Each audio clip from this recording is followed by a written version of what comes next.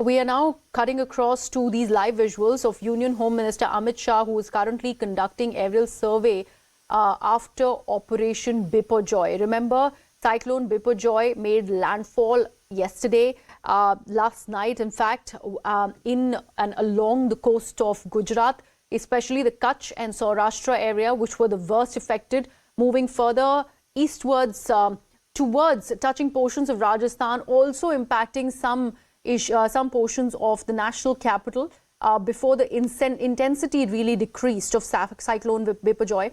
Now we can see the Union Home Minister who's surveying the areas that have been impacted due to the cyclone. Let me actually bring in my colleague Arunima, who's joining us on the broadcast. Arunima, an aerial survey by the Home Minister, an important one, to actually take stock of the kind of damage that was left after Cyclone Biparjoy made landfall. Also to get a first-hand experience, while he has been monitoring and coordinating with officials both at the center and the state, this is like gaining first-hand experience about what is the impact of the cyclone, what more needs to be done, what is the extent of damage to property, what is the kind of relief that locals there require. Also, he's from Gujarat, so I think there is a personal connection too there. After this, he's also going to visit Bhuj. He's going to be at the Swaminarayan temple, where a lot of people affected by the cyclone have been housed. And he will oversee the kind of relief material, food arrangements, etc. that has been done. He will also go to Manvi and speak to locals there, speak to officials there, carry on a review of the situation. So when the minister himself is taking, this experience from the ground, it's a huge advantage, because then he understands even faster when locals explain to him or officials explain to him what more is required of the center. All right. Thank you so much for that, Arunima. We are constantly playing these shots of Union Home Minister Amit Shah taking stock of the situation after Biparjoy made landfall in and around the areas of Gujarat. Like Arunima was mentioning, this is his home state. It becomes equally important for him to be personally present to actually assess the situation and get a first-hand experience of what really has been the kind of damage that has happened after Cyclone Biparjoy made landfall. And we are going to also see possibly a meeting between the Chief Minister of the state, Mr. Bhupendra Patel, and the Union Home Minister after he's done this aerial assessment.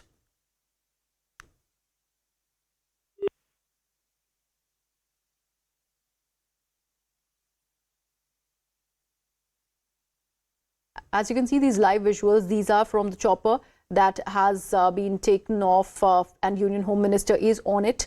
Live visuals that we are playing out as the chopper really is hovering around the impacted areas, especially the Kutch and Saurashtra region of Gujarat, which was the most affected because that's where the landfall really happened.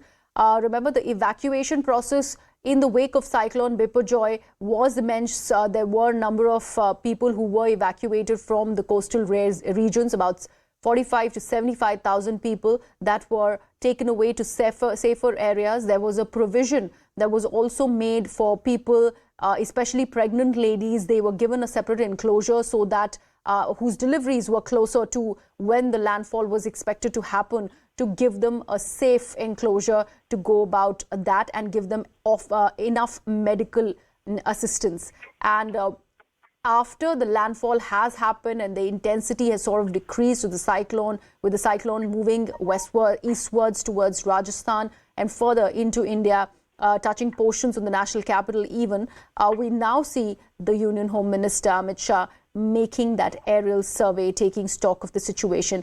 My colleague Arunima is back with us on the broadcast. Arunima, is there also going to be a meeting between the Chief Minister of the state and the Union Home Minister after he's taken stock and after this aerial survey is done?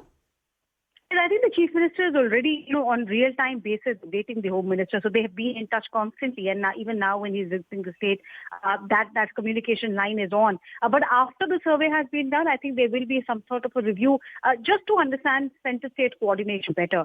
The state government has taken assistance from the NDRF. Whatever other assistance was required, both in terms of men and machine, have been provided by the center. It helps since both of them, both the central and the state government are from the same party. The coordination at the political level is that much more. And because it's the home state of both the Prime Minister and the Home Minister, I think they realize the topography, they realize the dynamics.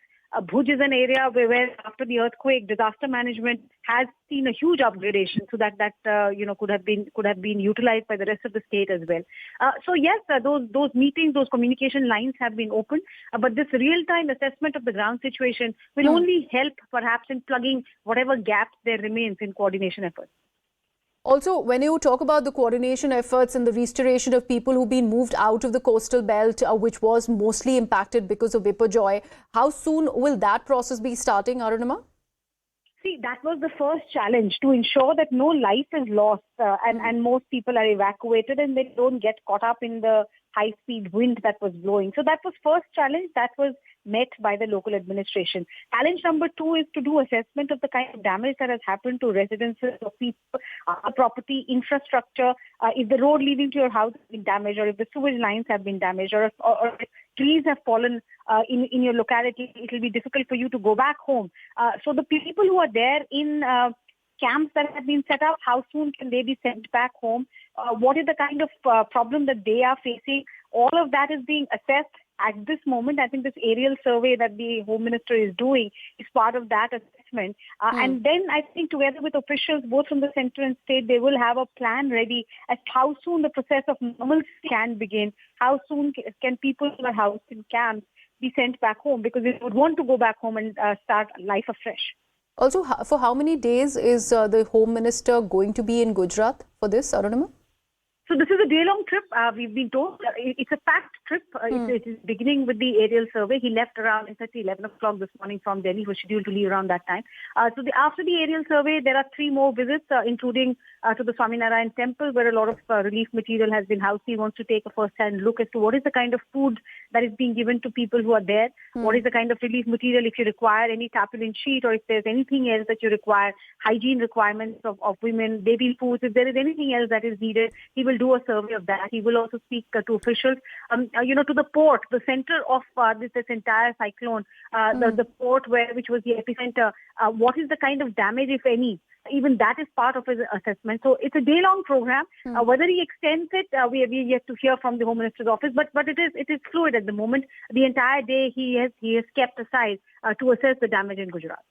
And no meetings with MOS Railway for that matter, considering there were also railway services in the affected areas that were shut because of the cyclone?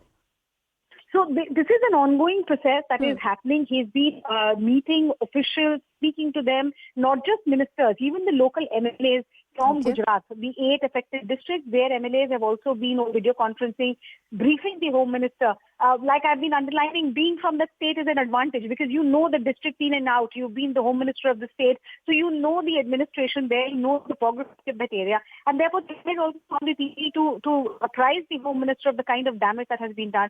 So he has been hands-on in that sense. He has been meeting not just ministers or the ministers or bureaucrats, the local representatives as well. And now that he is in Gujarat, if there is anything specific that they would want to share, I think he's open to hearing from them. The assessment is not just about one particular department. Port is something that I mentioned to you. Railway is something that you're highlighting as well. There could be various other aspects to the infrastructural damage that have suffered. So what is happening now is a collective review of the situation and how the centre can step in, how the centre-state coordination can be improved, so that life as we knew before the cyclone struck, we can go back to that life as soon as possible. All right. Thank you so much for that, Arunima. We will come back to you with more inputs on this story. Right now, the assessment by the Union Home Minister continues. Not just the aerial survey. He has met with the Chief Minister of Gujarat. He is personally assessing the situation, the damage that's been caused because of Cyclone Biparjoy. Remember, this is a home state, Gujarat. The Union Home Minister belongs to this particular state. This is very important considering the kind of damage has been immense, and the people who've been displaced, in fact, are taken to shelters because of the impact of the cyclone has been many people. We're talking about numbers to the tune of 75,000, and those people would need to be relocated. They would need to be brought back to their places of or their houses. Their houses would have to be restored for people who have been lost or whose houses have been blown up because of the cyclone Biparjoy and because of the impact of the cyclone. All of that needs to be taken into consideration. So hence this survey, and then that entire restoration process and assessment as to how soon can this begin will be done. Remember, this is an important panel that's been chaired by the Home Minister. He's been